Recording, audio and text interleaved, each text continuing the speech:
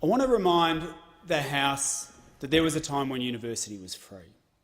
Many of the politicians in this place were from a generation that received free education and graduated without debt.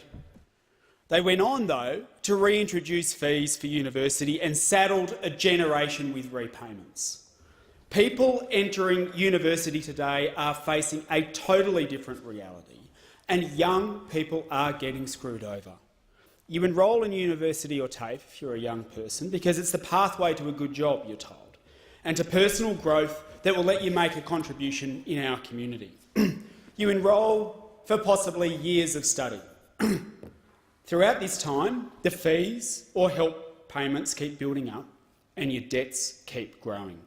Class sizes are growing and teaching staff are increasingly stretched because of government cost-cutting.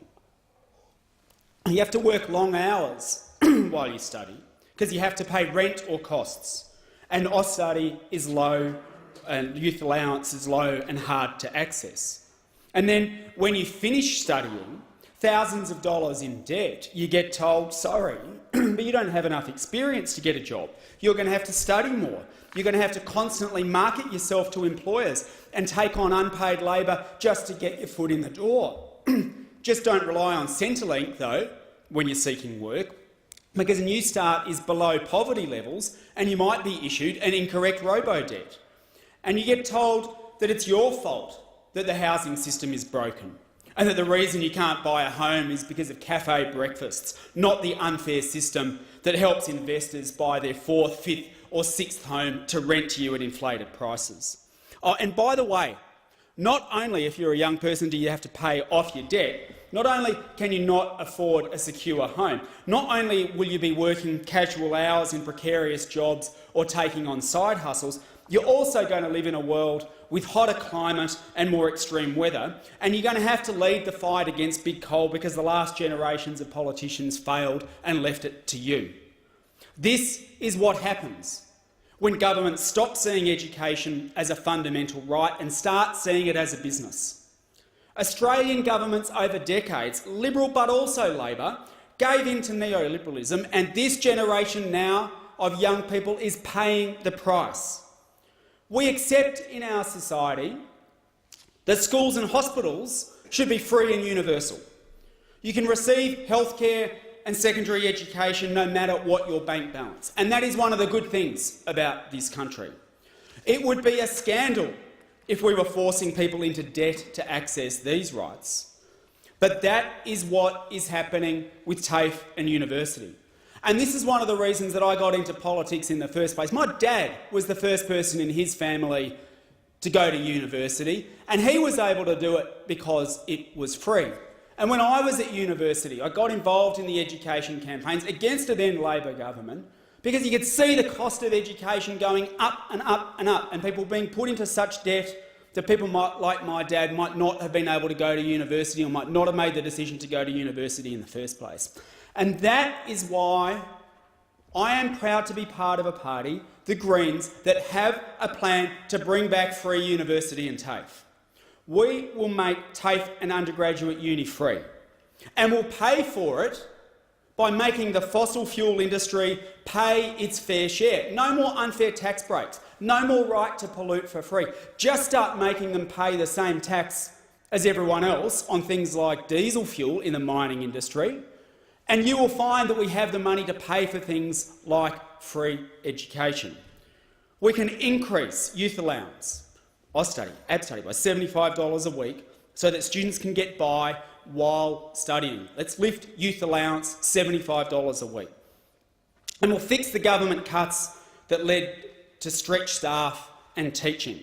We have to boost university funding by 10% per student. This bill talks about education quality. The only way we're going to restore quality back to the world-class level that so many of our institutions are currently at is by boosting university funding by 10% per student. And that call has been out there for many years. The first real funding increase for universities in decades. This would improve learning and teaching conditions, would reduce class sizes, and would enable researchers to pursue solutions to the big problems of our time. Because for too long, universities have been asked to do more with less. It's been decades since the last real increase in funding to universities. Our plan delivers an extra $16 billion over the next decade for universities to improve learning and teaching conditions, reduce class sizes and give researchers the resources they need. And importantly, we will work with universities to reduce casualisation in the sector and to reduce job insecurity and improve staff working conditions. Government must also link additional funding for universities with an increase in security of work for university staff.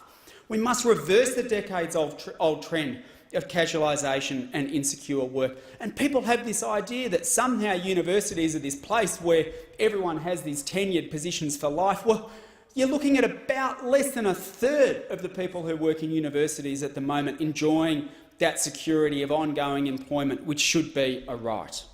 People working in research, academia and teaching are facing the pressure of successive governments' failure and the neoliberalisation of higher education and research.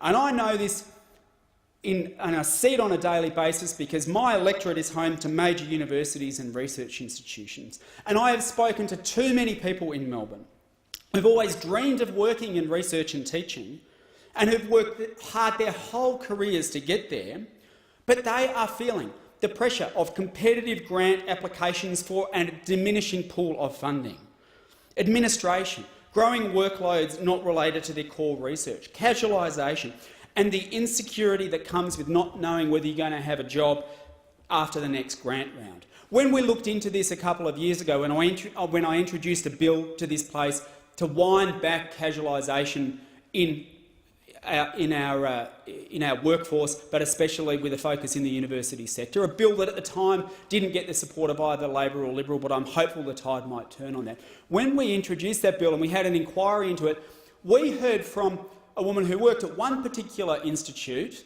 who had worked there for 10 years in the same area for the same institution and not been entitled to a period of sick day or long service leave during that time because she was on rolling contracts and treated as a casual. This must stop. We are always going to have universities, and we should have better funded and more jobs in those universities if we lift funding, and because we're always going to have them, people there should have greater rights to secure employment. Because good people at the moment who are experts in their field or are on the way to becoming experts in their field are being pushed out of research because of the insecure conditions and lack of funding in Australia. The tragedy is that this is entirely preventable. It's the consequence of government decisions to cut costs and to treat research and universities like money-making businesses instead of something contributing to the public good. If only, for example, we could say to universities, you don't have to spend more money advertising on billboards or the side of trams and trains or buses, and you can put that money into research and teaching because we're not going to make you compete against each other. Instead, we're going to encourage collaboration. Most staff around the country might breathe a sigh of relief. The advertising companies might get a bit worried about it, but that money could go back into supporting staff and supporting students. So let me say it clearly. Education is not a product and students are not consumers and the university is not a factory. The Greens will fight for free education and a thriving research sector. And I'm proud that we're putting free education on the agenda because I believe that sooner or later the other parties will follow us like they have on so many other issues. And I call on everyone in this place to get serious, to join us and back the plan to push for free education in Australia again.